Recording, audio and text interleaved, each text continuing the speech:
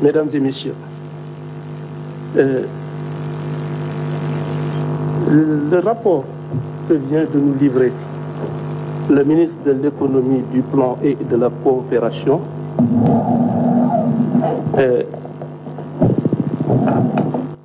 revêt, à la lumière de ce que nous avons entendu, ces faits sont d'une gravité certaine et semblent revêtir une qualification pénale que les autorités judiciaires compétentes saisies vont devoir déterminer au moyen d'investigation qu'elles jugent appropriées. Il est vrai que nous sommes dans un état de droit. Les deniers publics, dans le cadre de l'agencement juridique du pays, on a conféré un statut privilégié à nos deniers publics.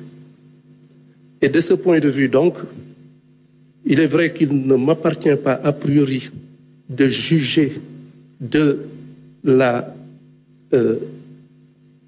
l'effectivité des faits.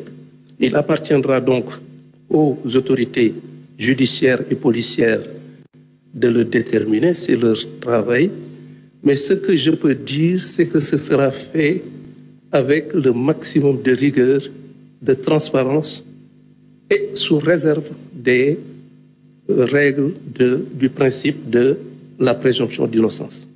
Mais ce qui est certain, c'est que toutes les conséquences juridiques et judiciaires seront rigoureusement tirées, les faits seront décortiqués de façon particulièrement transparente, claire et objective, les responsabilités situées et les personnes susceptibles d'avoir eu à commettre des faits contraires ou en infraction avec la loi pénale en subiront toutes les conséquences de façon rigoureuse.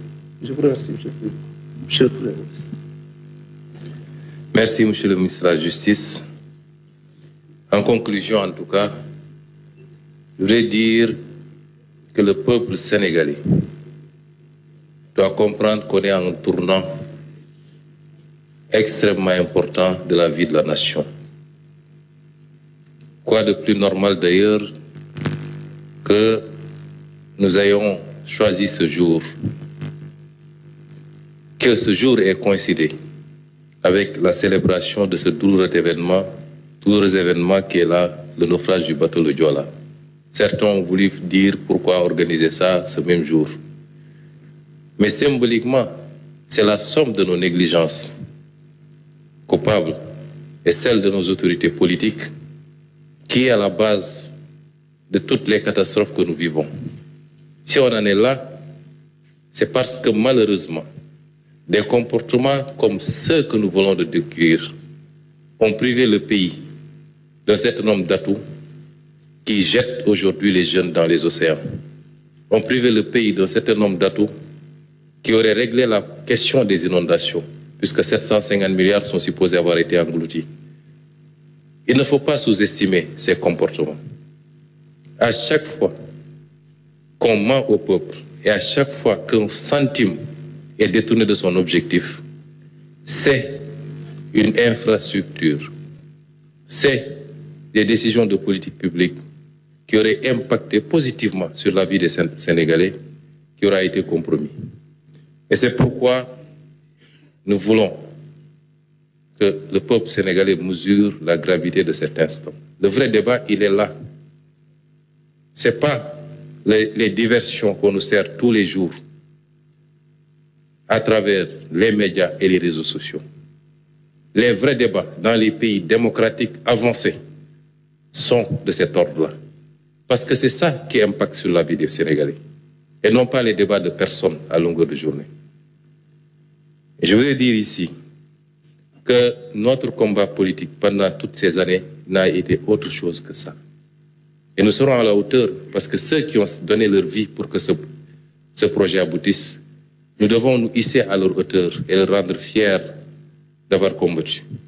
Aujourd'hui est un jour important, un point de départ qui, au-delà de la présentation de ces chiffres doit marquer une nouvelle page dans la vie de ce pays et dans la gestion des affaires politiques.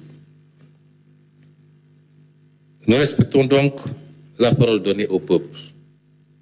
Cette parole est reflétée par tout notre combat. Sur ces considérations, pendant 10 ans, nous avons alerté.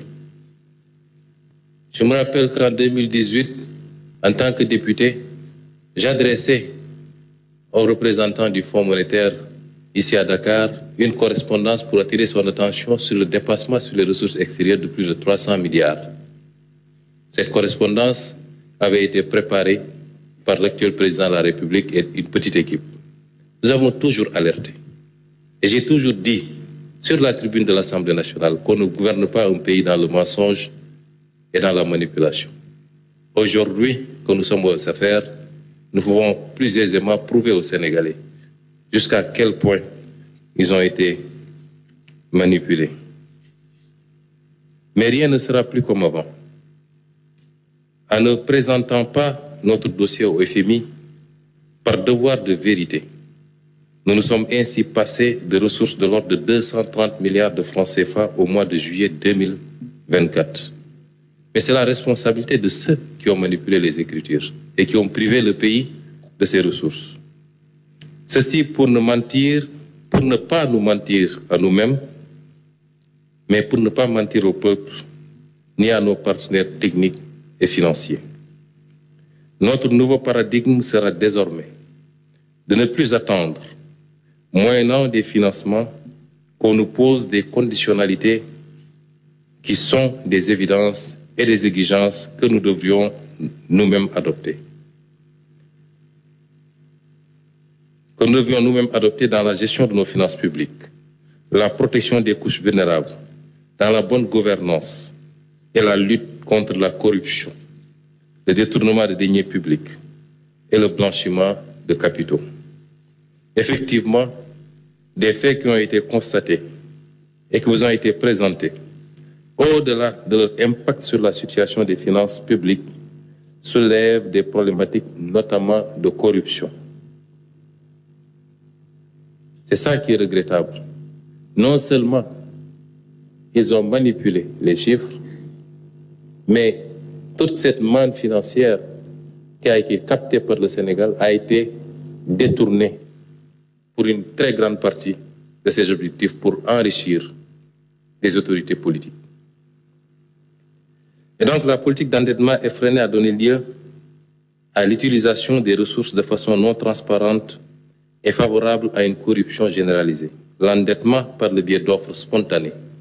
Là, nous abordons la méthodologie, le modus operandi pour détourner en masse les deniers publics. Ce n'est pas l'objet de ce point de presse. Et ultérieurement, comme je l'ai dit, sur chacune des questions qui sera évoquée, des ministres et des directeurs généraux viendront faire la situation détaillée. Mais le recours spontané, quasi spontané, à la méthode des offres spontanées d'investisseurs dans des conditions nébuleuses et l'utilisation abusive du secret défense. Plus de 2500 milliards ont été dépensés ces 4 dernières années sous le sceau du secret défense pour échapper aux règles des marchés publics. Et bonjour les dégâts. Et donc toutes ces pratiques ont facilité la corruption. Plus de 25 000 milliards de CFA ont été mobilisés, offrant un champ illimité à toutes les dérives. De telles pratiques, y compris celles consistant à contracter des crédits bancaires hors du circuit de contrôle budgétaire, ouvrent la voie des dérives dans l'utilisation discrétionnaire des ressources. Le Trésor public s'est retrouvé dans une situation où il n'est au courant de ces opérations qu'au moment de leur effectivité ou au moment du remboursement des prêts contractés. Je pense sur toutes les mauvaises pratiques qui ont permis à des lobbies politico-affairistes de détourner une bonne partie de ces fonds de leur destination en s'enrichissant indûment à coups de centaines de milliards. Il en va de la pratique des remises gracieuses. Il en va de la pratique des remises gracieuses. Et chacun de ces points que j'évoque va faire l'objet plus tard d'un exposé qui permettra aux Sénégalais d'apprécier le carnage qui a été organisé. Il en va de la pratique des remises gracieuses, des fausses exonérations fiscales, celle des acquiescements ou autres rachats de créances, celle des certificats nominatifs d'obligation, de l'accaparement foncier et la privatisation illégale du patrimoine bâti de l'État, au profit de la famille, au profit du griot, au profit des amis. Et dans les jours à venir, vous aurez tous les détails par rapport à ces pratiques. Il y a même lieu de s'interroger sur les conditions d'attribution des marchés d'approvisionnement du pays en hydrocarbures. Et sur le surfinancement de 605 milliards de l'exercice 2023, une bonne partie a été effectivement utilisée en couverture d'opérations extra-budgétaires. La vérité n'a pas été dite aux Sénégalais sur ce dossier, comme je l'ai dit tout à l'heure. Mais nous n'avons pas trouvé ces ressources dans les caisses, ou alors une bonne partie de cette somme, lorsque le président Diomaye prenait fonction. Les responsabilités devront être situées, le ministre de la Justice en a parlé, de tous ceux qui ont eu à jouer un rôle. J'ai parlé du ministre Moustapha Ba, j'ai parlé du ministre et du Premier ministre Amadou Ba, j'ai parlé du ministre des Finances Abdoulaye Daouda Diallo, Monsieur le Président de la République Macky Sall, qui ne pouvait ignorer ces pratiques, devront expliquer aux Sénégalais pourquoi et comment ils ont pu plonger le pays dans cette situation. Si on le fait, c'est parce qu'il est indispensable, d'autant que nous allons demander aux Sénégalais de consentir à des efforts extrêmement importants les années à venir. Le ministre de l'Économie en a abordé certains, sur la subvention, sur la fiscalité et sur beaucoup d'autres aspects.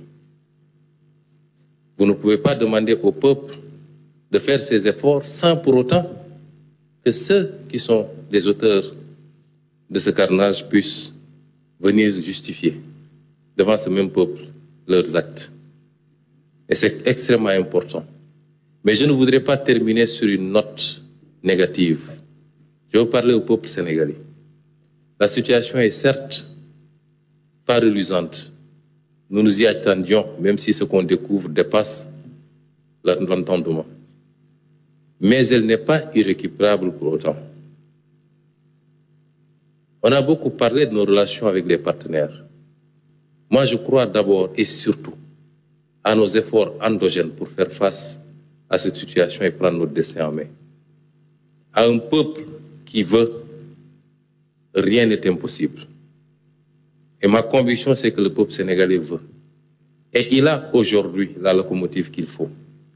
Il a des dirigeants, et je le dis ici, sans fausse modestie, il a des dirigeants intègres, compétents, avec une vision qui sera présentée, qui a été présentée, mais qui sera opérationnalisée à partir du 7 octobre.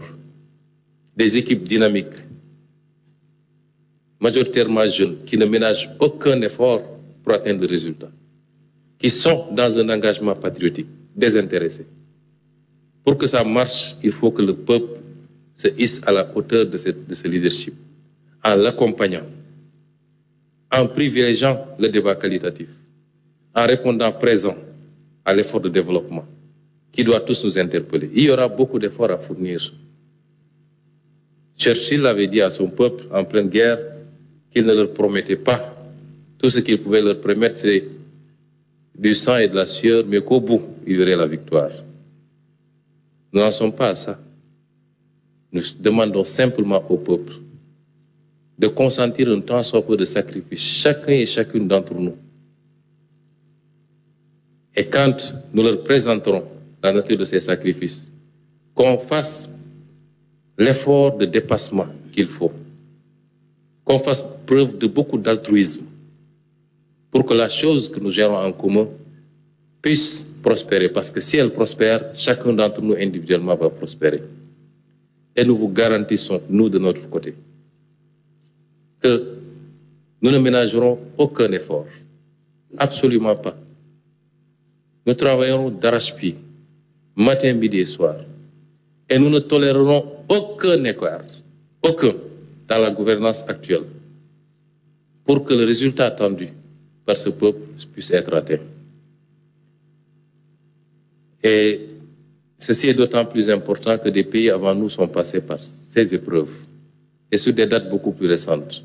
Et ces pays aujourd'hui sont donnés en exemple parce qu'il y a eu le leadership, mais il y a également l'organisation, la discipline et l'engagement du peuple.